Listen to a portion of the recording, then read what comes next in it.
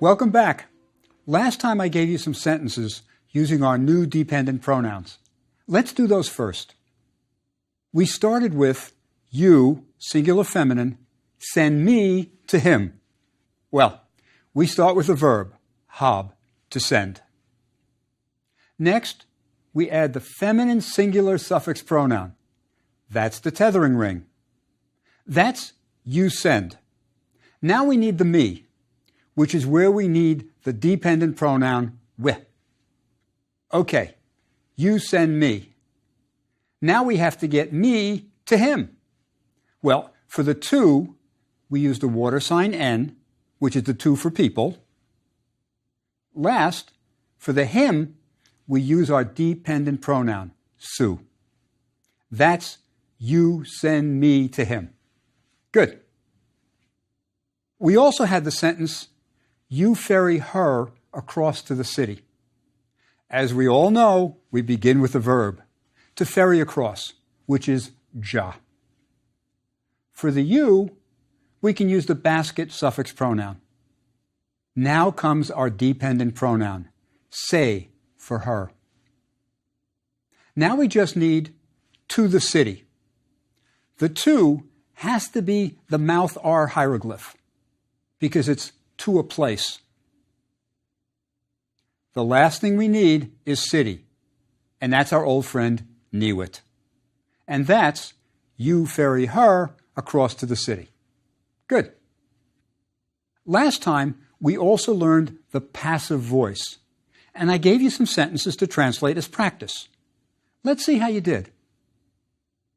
Our first hieroglyphic sentence. We know that our verb comes first, and we recognize that it's hab, to send.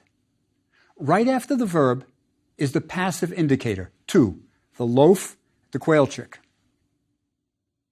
So we know something or someone is being sent, not sending, which would be active voice.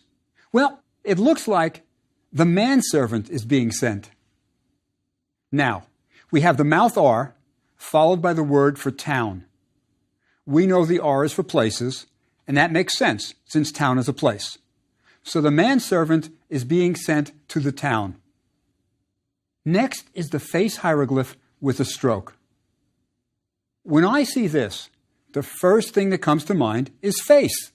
After all, it's a face with a stroke. It looks like it should be an ideogram.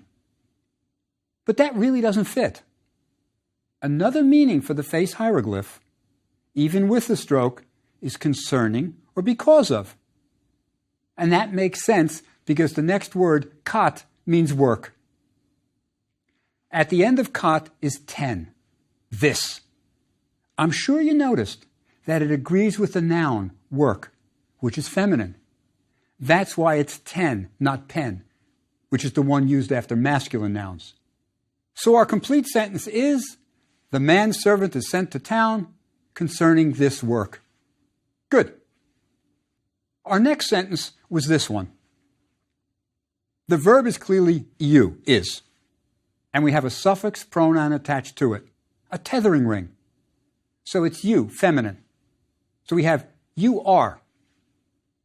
Now, next is an owl. What is that owl saying? Could be a lot of things. The owl could mean in, from, or something else. The rest of the sentence will have to help us decide. The next word is maidservant, baquette. So our owl is almost certainly the M of predication. After maidservant, we have another suffix pronoun, which makes it my maidservant. You are my maidservant. Good. We have one last hieroglyphs to English sentence. Well, someone is rejoicing. That's our verb, resh. Next is the vizier, chati. So the vizier rejoices. This is followed by another verb, ma'a, to see. The suffix pronoun viper tells us he is seeing. What is he seeing? Well, this time it is face.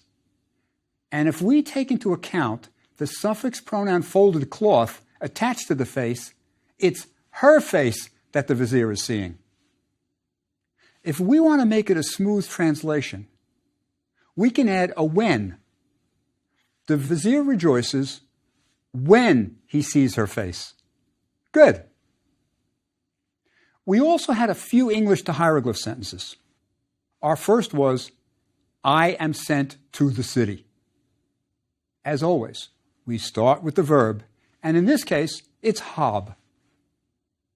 Now the key is going to be that this is a passive voice sentence. I am sent. So we need to insert the loaf and quail chick that indicates passive voice. It attaches to the verb. So we can add that to have.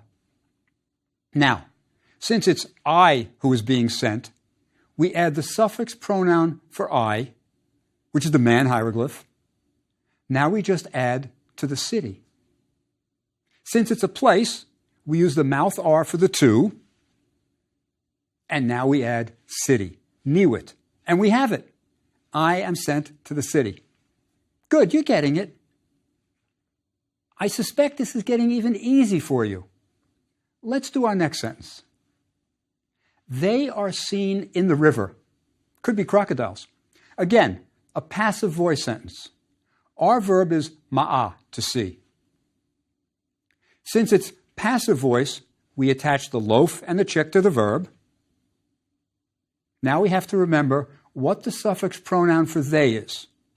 We can always look it up in our pronoun chart. It's sen. So we add the folded cloth, water sign, and plural strokes. That's the they are seen part. In the river is easy. Our owl is the in. We always remember that. And itru is river, with the determinative of 3 stacked water signs. Good. So we have that one right. Now for our last sentence. His daughter is sent to the boat. Start with our verb, have. Then we add the loaf and quail chick because it's passive. Good. It's a daughter who's being sent. So we add sat, daughter. And since it's his daughter, we add the suffix pronoun viper for his to the end of daughter. That's the his daughter is sent part. To the boat, again, it's easy. We've done that before. We add the mouth R for to because the boat's a thing. If we're a person, it would be the water sign N. Last, we just need the word for boat, and nobody ever forgets it. It's depit. And that completes our homework. Good.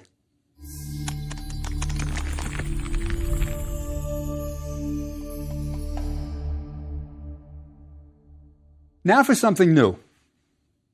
Today I would like to show you how we form the past tense.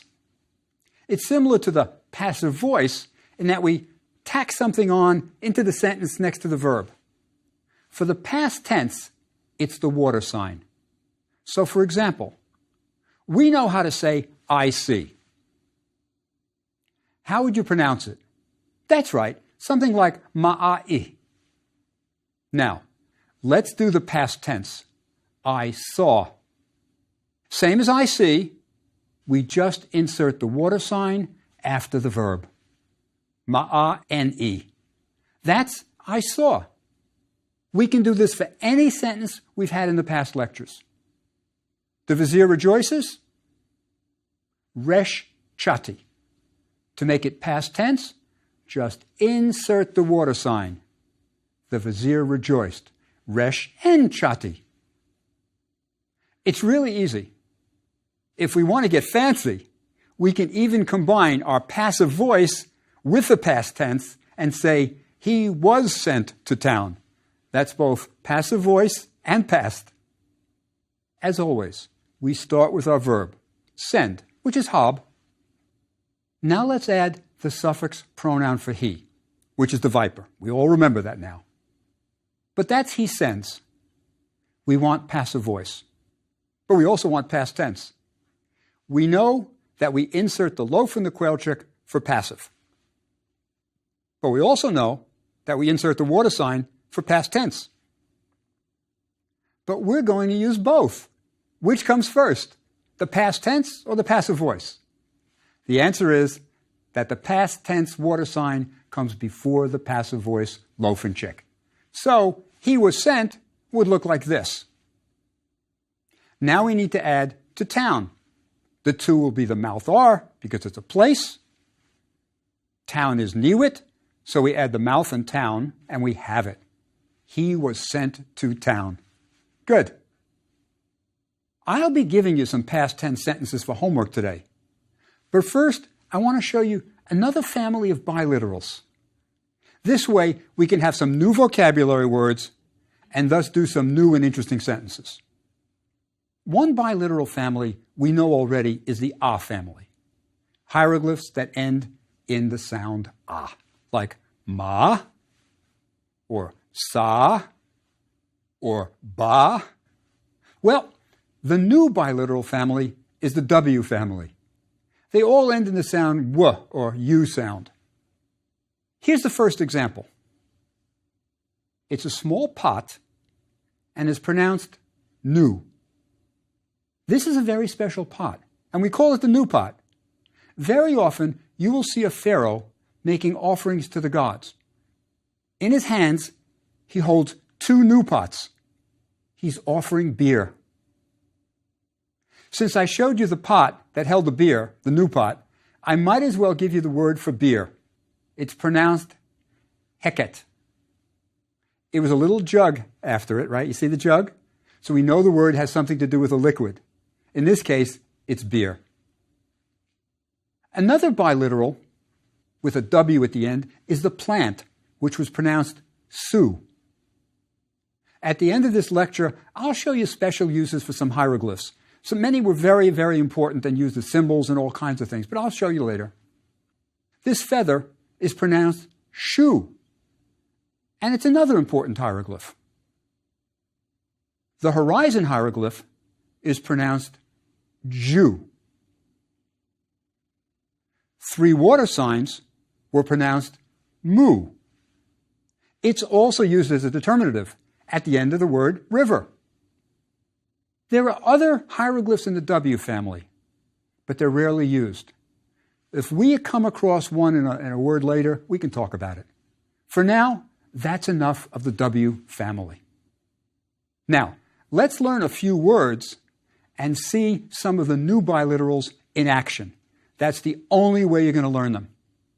Many of our new words are going to be adjectives, and this will enable us to move closer to translating complex sentences. Our first adjective is the word for evil or sad. It's pronounced Jew. The quail chick is the phonetic complement. It helps us remember the pronunciation of the biliteral. The little bird at the end often determines things that are negative or not so good. For example, the word for empty is shu. The feather is shu, biliteral, so the word's pronounced shu. I guess the reason the word for empty also has that little negative bird is because it's not so good to be empty. Let me give you another word with a little bird. It doesn't involve our new biliterals, but it'll help us see the bad bird in action. I call him the bad bird. How would you pronounce this word? Yes, bin. And the word means bad or miserable. Since we have the word for bad, I should give you the word for excellent. How's it pronounced? Yes, ikker. We've seen the W family of biliterals. There are quite a few others, but I don't want you to try to learn them all at once. That would be too much. Just do what we've done. Let me show you just one more word from the I biliteral family that's quite important. The first hieroglyph is a milk jar carrier. You know those net bags that some people use at supermarkets to carry lightweight things? Well, that was invented in ancient Egypt. We are looking at a net bag with a jar inside it, and the handle, the loop, is on top. This hieroglyph was pronounced mi, like M-I, and was itself, by itself, it means the word like or as, in the sense of a comparison. The second hieroglyph, the reed leaf, is the phonetic complement I. There was a famous vizier in the New Kingdom named Rechmerei. Rech is knowledge, we've had that. The me is like, and the Re is the sun god. So his name means something like smart like Re. That's something to live up to. There's another form of the word that's a noun. This version, pronounced mitit, means likeness. One word we need for our homework looks like the passive voice quail chick, right? The loaf and the chick, but it has a completely different meaning. I mentioned this when I did suffix pronouns. Loaf, chick, also is an impersonal pronoun and means one, as in one always hopes for the best. No specific person is intended. It's the ancient Egyptian equivalent of the French on, as in on dit. One says. So if you see it and it doesn't make sense as a passive voice, think impersonal pronoun. For example, how would you translate this one? Yes, one says. Sometimes this impersonal pronoun can follow the emphatics, like mech, behold, right? It could also be written this way, which still means behold, but more literally, behold you or look you. As I mentioned, many of our new vocabulary words for today are adjectives, words that modify nouns.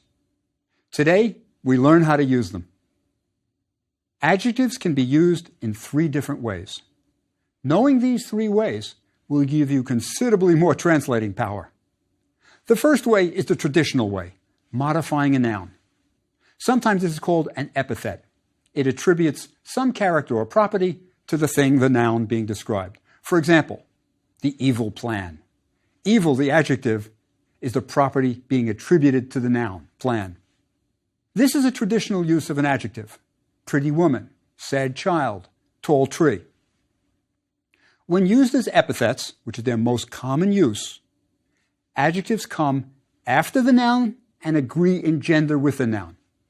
So the phrase, the evil plan, right? It's not a complete sentence, it's a phrase, would start with the noun, plan, which is secher.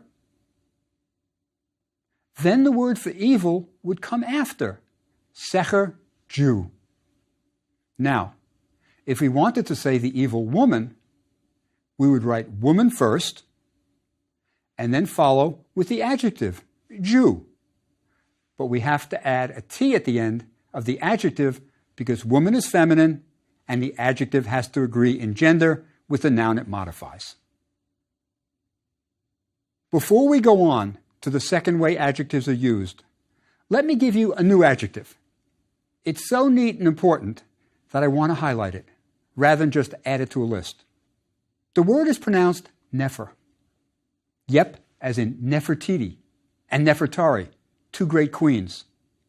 The hieroglyphs look like this. The first hieroglyph represents the lungs and windpipe of an animal. And the hieroglyph itself is a triliteral. It represents 3 sounds, one after the other. N, F, R, Nefer. We fill in the E's so we can pronounce it, and it becomes Nefer. The horned viper and the mouth hieroglyphs are phonetic complements. They're silent and just remind us of the sound of the triliteral. The word Nefer has 3 different but related meanings: happy, good, and beautiful. So if we wanted to say the beautiful boat, we could start with boat, depet, and then add the Nefer. But since depet ends in a T, it's thus feminine, we have to use nefert, the feminine form of the adjective, which includes the tea loaf. Good.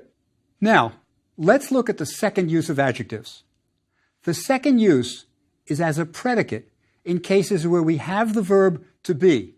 So instead of miserable woman, bin, we could use the adjective miserable bin as a predicate and say the woman is miserable. For this kind of use, the adjective begins the sentence like a verb and doesn't have to agree with the subject. Again, like a verb. So the woman is miserable would look like this. Note, I don't need the T for the feminine form of bin. It's being used as a predicate. so we use the masculine form. Let's try a second example. A sentence with an ideogram you haven't seen before. Can you guess what it's a picture of? The ideogram that you haven't seen is a heart. How would you translate that sentence? Well, we can see that nefer is at the beginning of the sentence. So it's a predicate. But we don't know yet if it's is beautiful, is good, or is happy. Which meaning it has will depend on the context, determined by the words that follow it. Heart was pronounced ib. It comes next. And then we have a man sign, which is probably the suffix pronoun for my. So a reasonable translation is, my heart is happy. It could also be a moral statement, my heart is good. Let me say something about the heart in ancient Egypt. The Egyptians believed that you thought with your heart. They didn't understand the function of the brain. And during mummification, they removed it through the nose and threw it away. The idea was that you thought with your heart. This isn't crazy. Think about it. When you get excited, it's your heart that beats quickly, not your brain. As in, be still, my foolish heart. A holdover of this Egyptian belief is that on Valentine's Day, we give chocolate hearts. We really should be giving chocolate brains. Anyway, back to adjectives. We now have seen two ways adjectives can be used. The most common way as epithets, modifying a noun. And in this case, the adjective agrees with the noun it modifies. The second way is as a predicate, where the adjective begins the sentence but doesn't agree with the noun. Here the adjective acts as the verb. These two uses are quite common. The third use is slightly less common. It's an adjective used as a noun. Here it's just the adjective followed by a determinative. So for example, here we have the determinative for child. That could be the bad child. This third use can be confused with the predicate sometimes. But still, the result is basically the same meaning, so don't worry about it. The first two uses of adjectives is crucial. I'm going to give you your homework in two stages. First, sentences to translate from English to hieroglyphs that will reinforce the past tense and some of our new biliterals. Try this one. She rejoiced when she saw his face. Next, do the town was miserable when the river was empty of water. They sent the beer to their father. Let's try that one. Be careful to pay special attention to the tenses of these sentences. Next, I want to give you some really great hieroglyphs to English sentences to translate. But you'll need a couple of more vocabulary words. The semicircle hieroglyph is a woven basket and was pronounced neb. It's a biliteral. It means all or every. It's an adjective. If there's a man hieroglyph after it, it means Lord. Perhaps because the Lord has everything. Next word. The word for thing is chet. So if you wanted to say everything, you can think of thing as the noun and every as the adjective. The adjective follows the noun and agrees with it. So we would write chet nebt, everything. It's nebet with the T because thing is feminine, and since it ends in a T, and the adjective every has to agree with the noun. Good. For our last adjective vocabulary word, I would like you to be able to say large or great. We saw a version of this word when we talked about hieroglyphs in the Bible. Remember how the king was called Para, Pharaoh, by the Israelites, because he lived in the great house? Well, when the word for great is spelled out, it looks like this. We've seen the first hieroglyph before, especially in our A family biliterals. It's a column or a pillar, and the A biliteral. We usually just pronounce it A, though. But look how it's used in the word. The arm phonetic complement should come first. After all, it's the Ea biliteral, not the A. But for some unknown reason, it comes second. That's why I said you have to be flexible in ancient Egyptian. One last word. It's an ideogram. It's a picture of what it means. This hieroglyph is a cone of incense being offered or given to the gods. It's the word for give, so it's a verb. Sometimes just the cone of incense is used for the word. It's pronounced D, to give. The cone by itself became a kind of shorthand for give, especially in prayers where offerings are being presented. We will see that in later lectures, when we translate prayers on a tomb, you'll see this hieroglyph. Now, for your adjective homework assignment. They are all hieroglyphs to English, and I think you will like them. You now have lots of vocabulary, and we're well beyond the see, spot, run phase. You can now translate real sentences from ancient Egyptian texts, and we're only halfway through the course. You're doing fine. The first sentence is a maxim, advice to a young man. It's a long and complicated sentence. The most difficult thing we've had to do so far, but it's the real deal. My suggestion is to break it into words you know and then try to make sense of it. This one won't be so easy, but don't worry. We're going to go over it next time. Just do the best you can and have fun with it.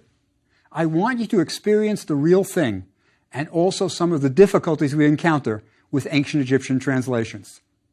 It's really long. Remember that it's a bit of wisdom, and that will help you figure out the meaning.